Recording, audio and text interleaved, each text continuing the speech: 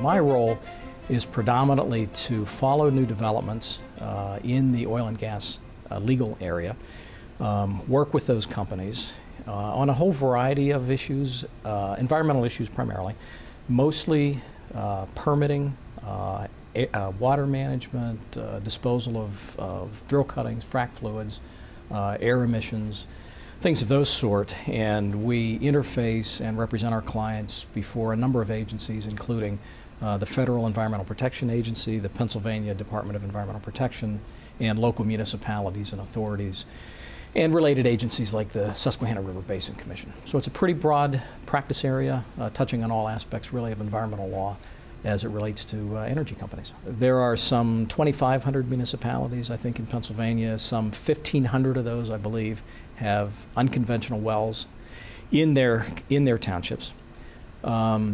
Those municipalities pre-Act 13, so going back to the fall of 2011 into the early months of 2012, those municipalities had the legal right to develop their own zoning ordinances, which could dictate where wells could be placed and where they could be drilled.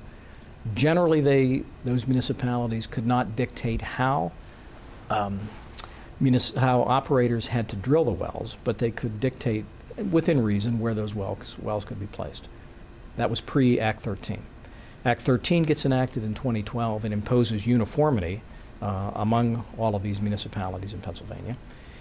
And that's what was challenged and invalidated by the Supreme Court. And so where we are now is back to pre-Act 13 law, which means that municipalities generally can zone where drilling can take place.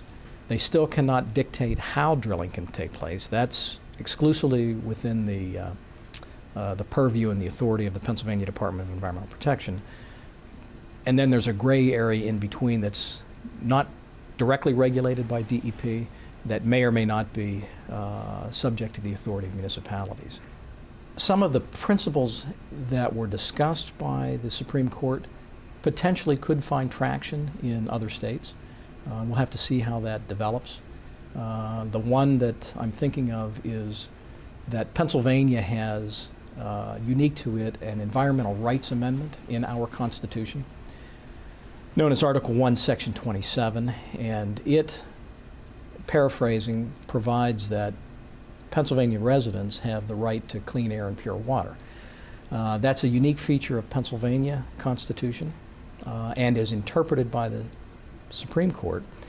The citizens of Pennsylvania have the right to enforce that constitutional provision. Whether that acts as an incentive to surrounding states to consider provisions like that to their constitutions remains to be seen. But it's certainly something that may catch the attention of our neighboring states in the Appalachian Shale Play.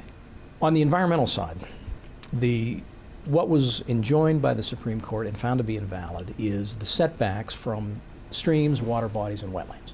The court threw that out the window. So that was the first direct, immediate consequence, if you will, of Robinson Township. Related to that is another immediate consequence, and that's this. There is another provision of the statute that requires the Pennsylvania Department of Environmental Protection to consider the impact of a proposed well on public resources. What does all this mean? Most immediately it means for the oil and gas industry, setbacks and public resources. Longer term for industry generally in Pennsylvania, it means, we don't know what it means because it will have to develop under case law, and eventually the Supreme Court may get another opportunity to review decisions, but at least at the early stages it's going to mean additional scrutiny on this balancing between economic growth and environmental protection.